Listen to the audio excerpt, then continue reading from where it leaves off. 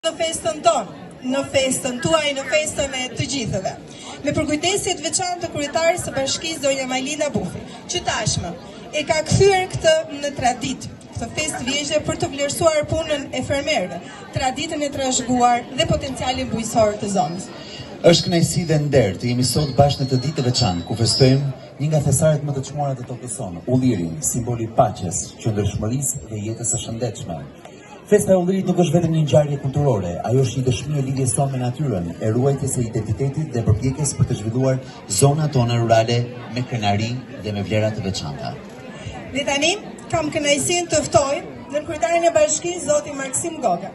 Unë shoh që ka goxha pjesëmarrje dhe faleminderit për këtë pjesëmarrje masive të gjithë secilit nga ju. Duke filluar që nga nxënësit e shkollave që ta vazhdojmë këtë traditë të festës së ullirit, brez pas brezi, vit pas viti, e deri tek më të moshurit, të cilët kënaqen. Pas një pune të lodhshme, të një viti të tërë, sot jemi para faktit së bashku me profesor Shpendin për të bërë vjedhjen e ullirit në kohën e duhur për cilësinë e duhur. Dhe u lumshi krahët për gjithë çka keni arritur me djersën tuaj në emër të bashkisë. Njëkohësisht në emër të kryetares së bashkisë, unë kam nderin dhe respektin për të falendëruar për këtë pjesëmarrje masive, për të falendëruar për punën tuaj, djersën tuaj, gjithçka të tuaj që i gëzoni në familjet tuaja, paqen të gëzimin në familjet tuaja. Sot, së bashku me profesorin, thash edhe njëherë, dhe kryetarin e Këshillit të Bashkisë, ne ishim në vizitë në një fabrikë të prodhimit të vajit të ullirit. Njëkohësisht edhe një parcel me ullinj. Jemi në fazën që do ta thotë profesori që ai ulliri është bërë gati.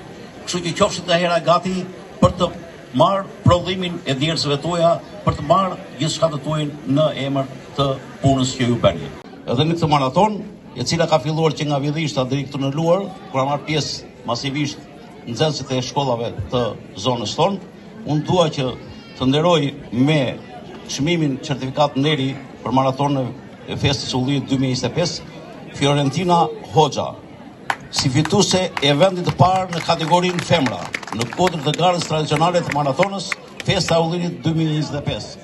Ju e fituat garën? Po. Falenderoj profesorin e fiskulturës, Ergys Hysaj dhe gjithë profesorët e tjerë.